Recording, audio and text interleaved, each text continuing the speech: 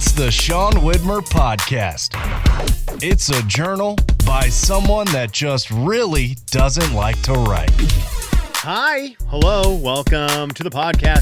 It might be the last one of the year, 2025, which means we've got to look ahead to 2026 next episode. I'm Sean Widmer, Sean Widmer Podcast. Thanks for hanging out tonight. Hopefully your Christmas week was great and your Christmas was awesome. We had I'm going to try to change the microphone while I'm recording, which never works well.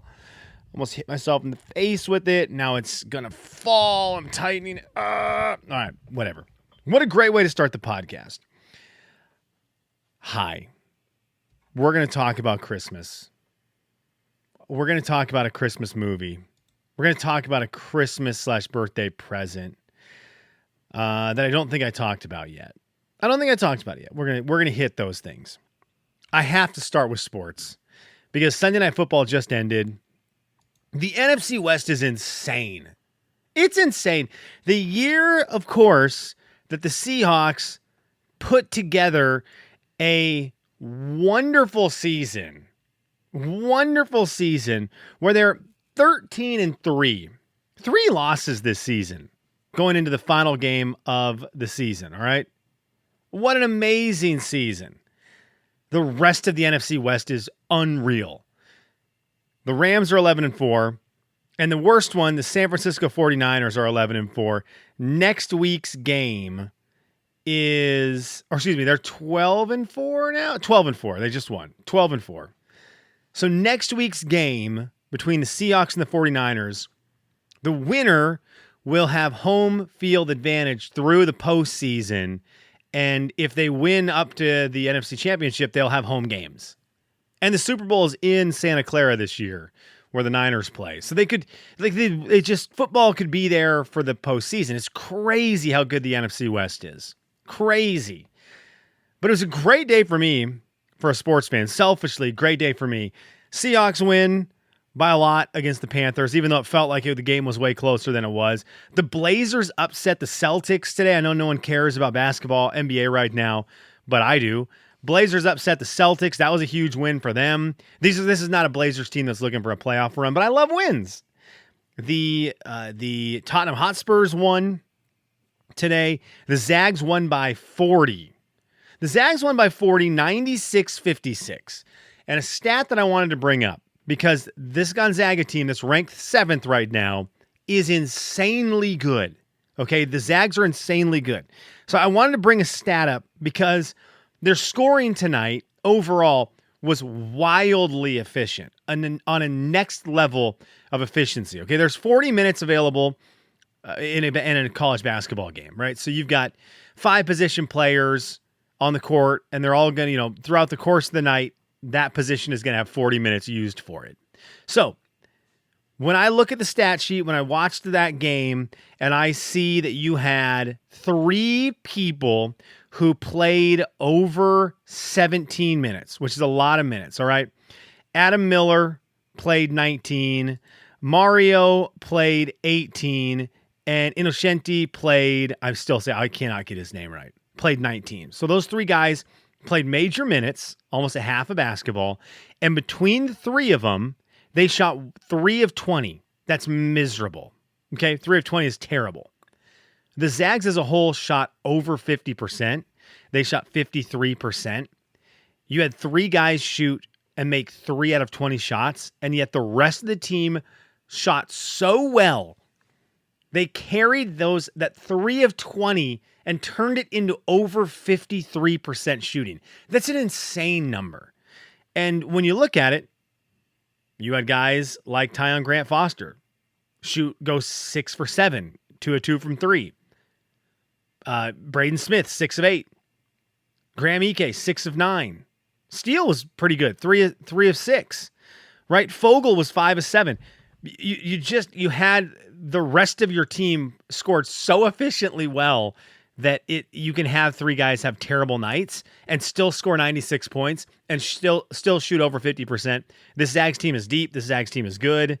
I am very excited for March to get here. I don't even like, this is one of those years that the WCC could just be fun to watch because of how good these players are, but the Zags are really, really good at basketball. Holy cow. Mark Few has a very special team that got beat by 1,000,000 points by the Michigan Wolverines, who are the second best team in basketball behind the number one team, Arizona.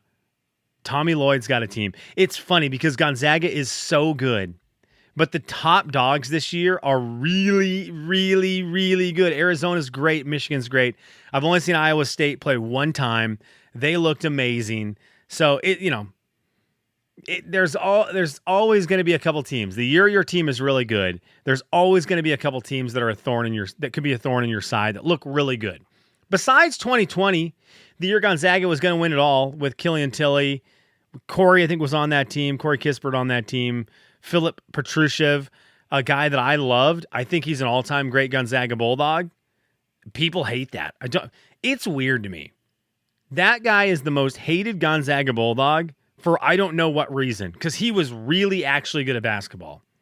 Whether you like the guy or don't like the guy, it's just basketball. If you didn't know anything about him and you just saw a blurred person playing, you'd be like, that guy's awesome. Is that Adam Morrison? Who is that? JP Batista? Is that Domantas Sabonis? Kelly Olynyk? Which big guy is that? No, it's Philip Petrushev. And he's filling the stat sheet, and he's winning basketball games. And he would have won a national title, but COVID.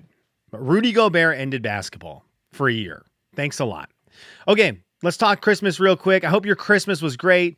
We had a great Christmas at the Widmer house because I just love Christmas in general, and it was a great Christmas. But what really helps it is having 3 kids who are in the magic. Woods is a little young. He's a year and a half old today, the day I'm recording this, Sunday night.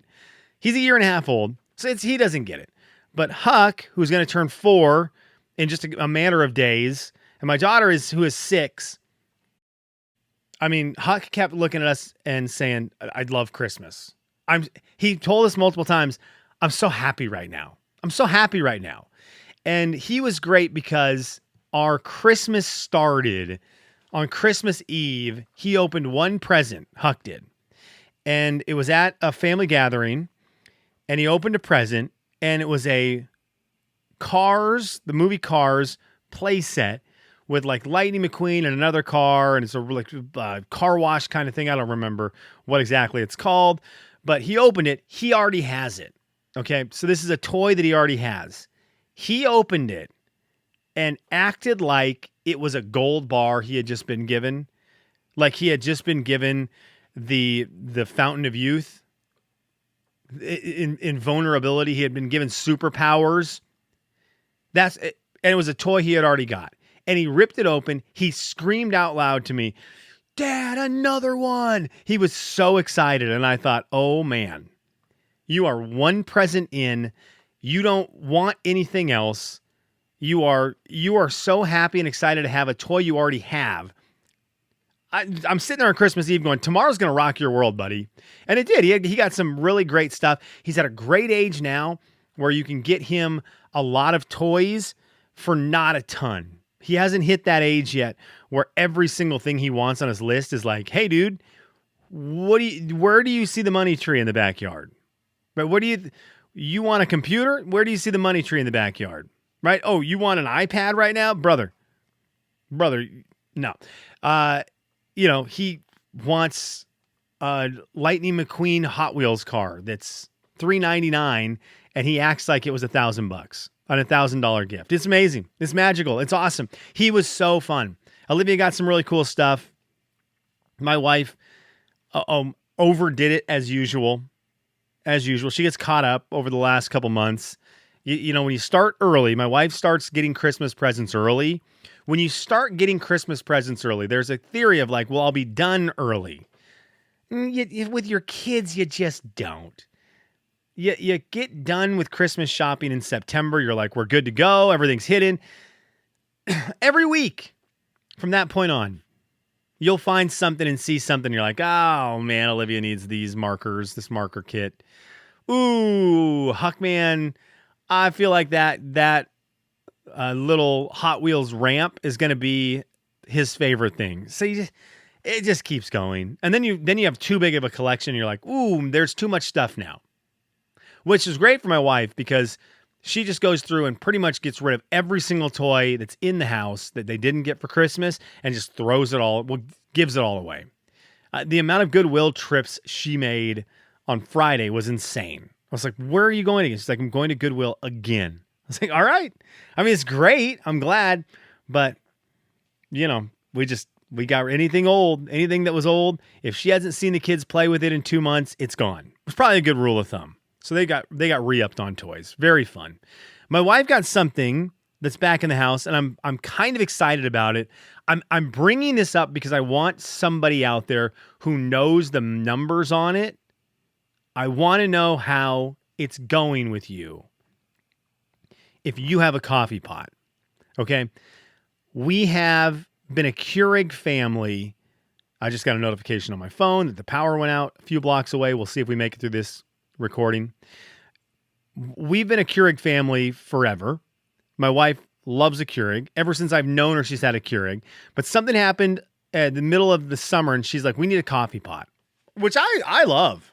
I love a coffee pot. My wife drinks a lot of coffee in the morning, and so she's she has coffee cups that you need 2 Keurig pods worth of coffee, the big one twice. And so if you want it to be strong, you've got to use a new pod. Really, like you could run the same pod twice, but you need a new pod. So you're going through 2 pods for her coffee. And it's just, there's something about a coffee pot. So she wanted one. So we got a coffee pot.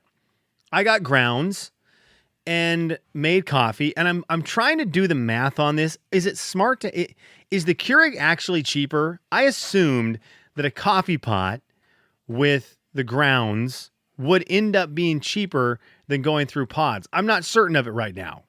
So I need some math. I need some help on this. Which one is more cost efficient? Now that I want, my wife will drink 2 or 3 cups of coffee every morning.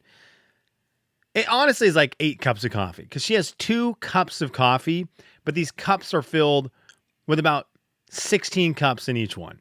She has 2 big cups of coffee every morning, and I like to have 2 cups of coffee if I can. So I normally just have one. But that's like between the 2 of us, 2 big cups and a cup, which is like 3 pods. I don't know. Yeah, you know what I'm talking about. Which is more cost efficient? Or is there a trick? Is there a trick with the coffee machine that I'm not knowing yet? Because I know that we just blew through the little bag that I got of coffee. And so tomorrow morning, I'm going to head back to the Folgers, which my wife did not like the taste of. A good old Folgers. And best part of waking up is not Folgers. It's not great. So that was a bad song. Wasn't ready to sing this late at night. Anyhow, coffee experts, help me out here. I love the idea of a coffee pot. How do I use it most effectively? How do I use it most efficiently? Okay, let's get into Kelly's What Are You Into? Because I'm excited about this. Very excited. Can this work? Kelly's, I did it again. What are you into? I did it again if you're watching. Gosh, and I couldn't edit it. I did it again if you're watching. I didn't edit.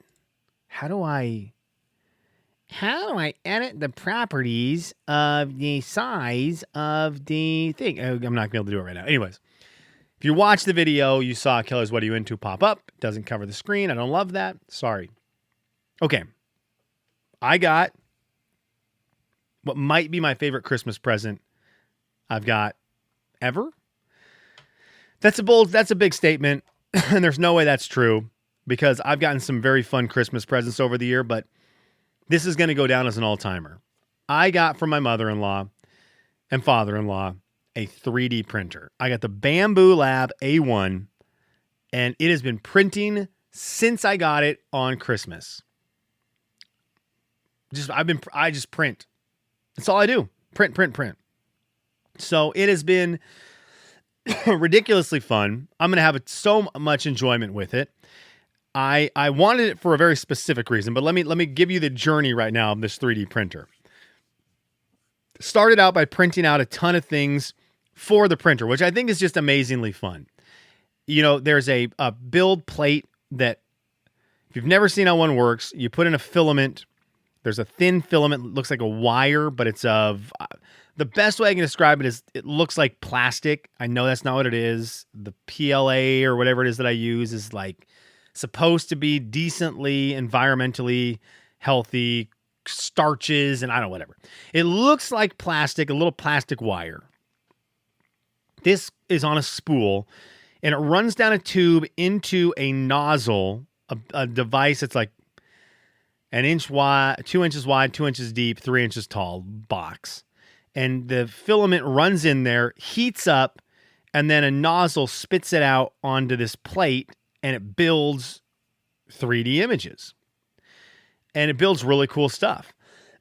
So I've been loving this, and I've been building things. I was going somewhere with the filament. I don't remember where it is, but whatever.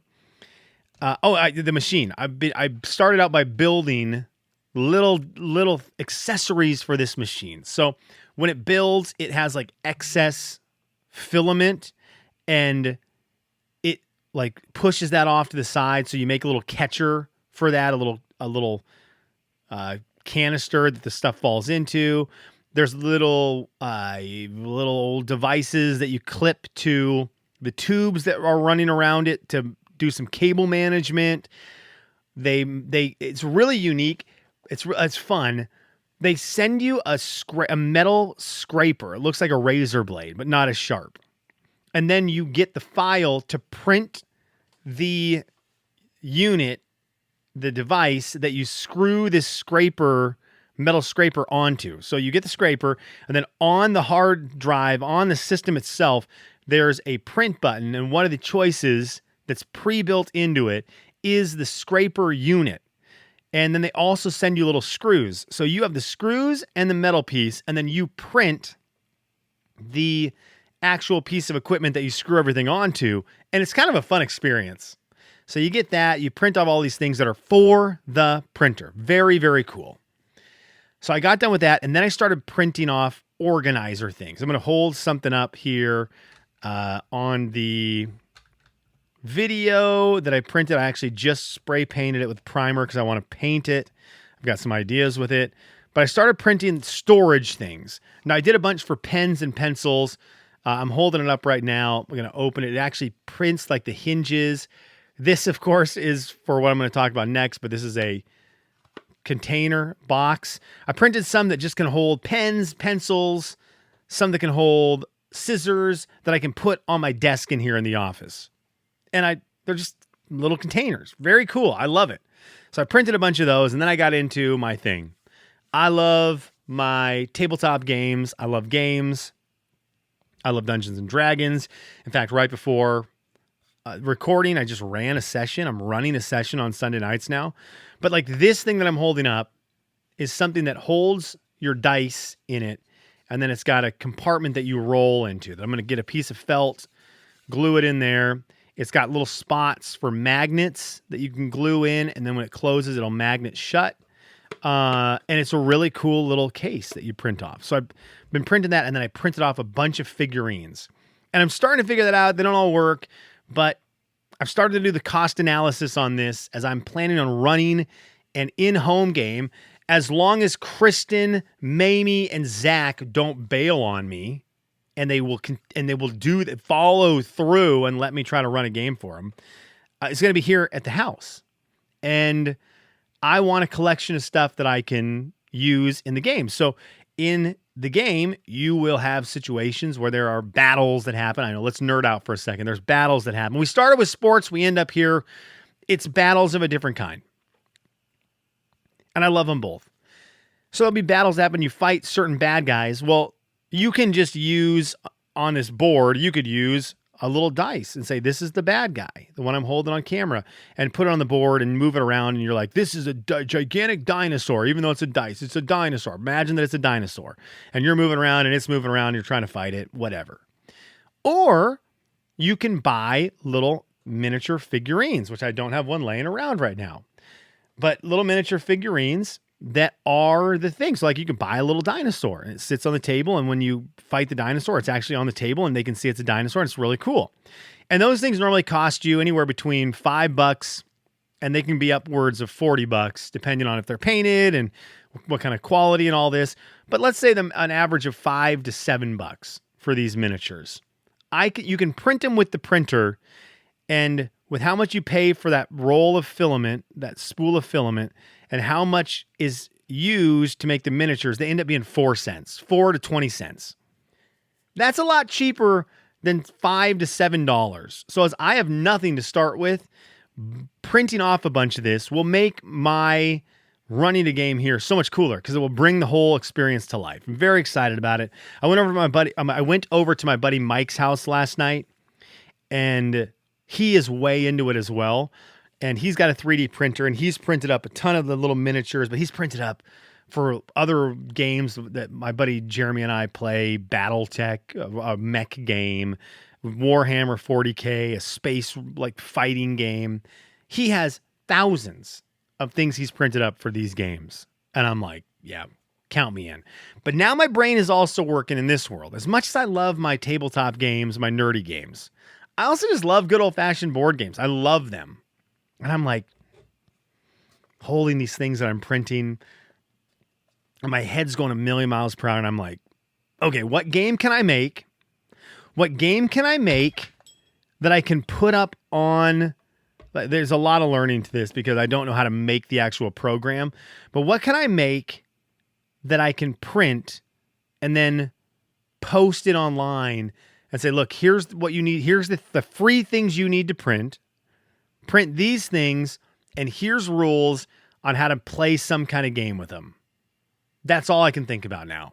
So I'm trying to figure out what game I'm going to make, what family, what kind of, just friend game I can create that I can then have the files that you 3D print. You print it and you play it. That's all I can think about now. I woke up last night at 2:40 a.m. thinking, did I just dream up an idea for the game I'm going to make? It's like Sorry 2.0. I didn't. I woke up because I had to pee. Always. All right, thanks for checking out the podcast. I very much appreciate it. I hope your week went well. Hit me up on YouTube. Hit me up on Spotify. Go to seanslife.com. Put a comment there. It's great to be back. Hopefully get one of these up before New Year's. Thanks for listening.